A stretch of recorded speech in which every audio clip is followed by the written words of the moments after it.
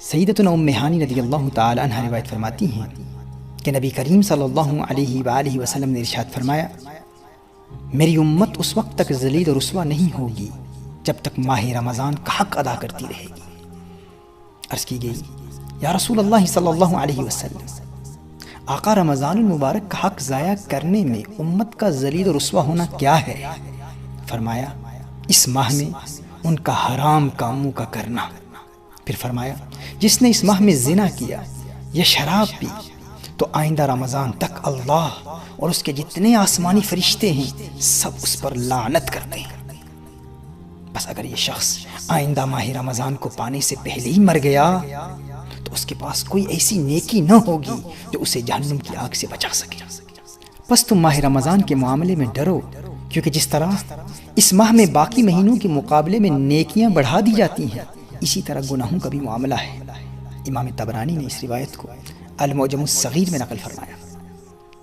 ناظرین کرام، اگر ہم اپنی کھوئی ہوئی وراثت پھر حاصل کرنا چاہتے ہیں اور ملت اسلامیہ کو اس کے عروج رفتہ سے دوبارہ آشنا کرانا چاہتے ہیں تو بجائے اس کے کہ ہم رات دن امت کی ذلت و رسوائی کا رونا روتے ہوئے اسلام دشمن اندرونی اور بیرونی طاقتوں پر اعتراض کرتے رہیں، آئیے ہم رمضان المبارک کا حق ادا کریں، ان پاک ساعات میں گناہوں سے بچتے ہوئے گڑ گڑا کر امت کی سلامتی کے لیے دعائیں کریں۔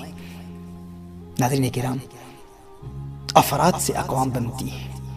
اگر ہم اپنی انفرادی زندگی میں رمضان المبارک میں تبدیلی لانے میں کامیاب ہو گئے تو رفتہ رفتہ سارے معاشرے میں انقلاب پیدا ہو جائے گا اور اللہ ملت اسلامیہ کو اس کا کھویا ہوا وقار پھر عطا فرمائے گا۔ حضرت انس بن مالک رضی اللہ تعالی عنہ روایت فرماتے ہیں کہ میں نے نبی کریم صلی اللہ علیہ وآلہ وسلم کو فرماتے ہوئے سنا، یہ رمضان تمہارے پاس آ گیا ہے، اس میں جنت کے دروازے کھول دیے جاتے ہیں اور جہنم کے دروازے بند کر دیے جاتے ہیں اور شیاطین کو قید کر دیا جاتا ہے۔ محروم ہے وہ شخص جس نے رمضان کو پایا اور اس کی مغفرت نہ ہوئی، کہ جب اس کی رمضان میں مغفرت نہ ہوئی تو پھر کب ہوگی۔ اس روایت کو مجموع الزوائد میں نقل کیا گیا ہے۔ ناظرین اکرام، ملت اسلامیہ کے لیے رمضان المبارک ایک سالانہ تربیتی پروگرام کی حیثیت رکھتا ہے۔ یہ روحانی ٹریننگ کا مہینہ ہے۔ اگر اس مہینے میں ہم نے کامیاب ٹریننگ حاصل کر لی تو باقی 11 مہینوں میں بھی کامیابی ہمارے قدم چومے گی۔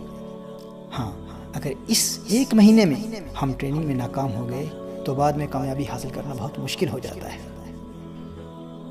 ناظرین اکرام، اسے اس مثال سے سمجھنے کی کوشش کیجیے۔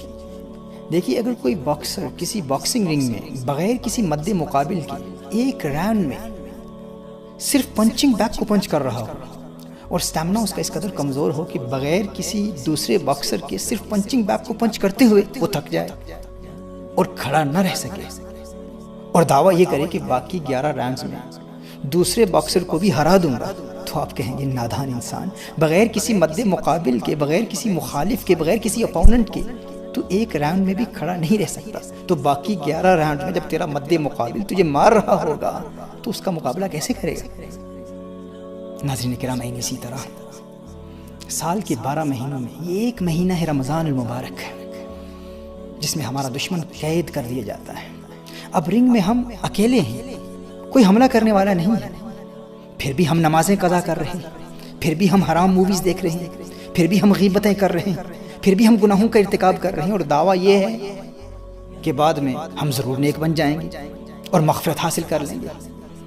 تو کوئی بھی سمجھدار شخص کہے گا کہ جب رمضان شریف میں شیطان بند ہے، کوئی حملہ کرنے والا دشمن ہے ہی نہیں، تو پھر بھی گناہوں کا ارتکاب کر رہا ہے۔ جب حملہ کرنے والا آزاد ہو جائے گا تو پھر تو کیسے مغفرت حاصل کرے گا؟ اسی لیے میرے آقا صلی اللہ علیہ وآلہ وسلم نے ارشاد فرمایا، محروم ہے وہ شخص جسے رمضان ملا لیکن مغفرت نہ ملی۔ اگر رمضان میں مغفرت نہ ملی تو پھر کب ملے گا؟ تو آئیے ناظرین کرام، اس پاک مہینے میں ہم اپنے آپ کو اس قدر مضبوط بنا لیں کہ باقی 11 راؤنڈز میں شیطان پر غالب آ جائے۔ اللہ جل وعلا سے دعا ہے کہ خلاق کائنات ہمیں اس پاک مہینے کی قدر کرنے کی توفیق عطا فرمائے اور اس پاک مہینے میں شریعت مطہرہ کے احکام پر عمل کرنے کی توفیق عطا فرمائے۔ آمین۔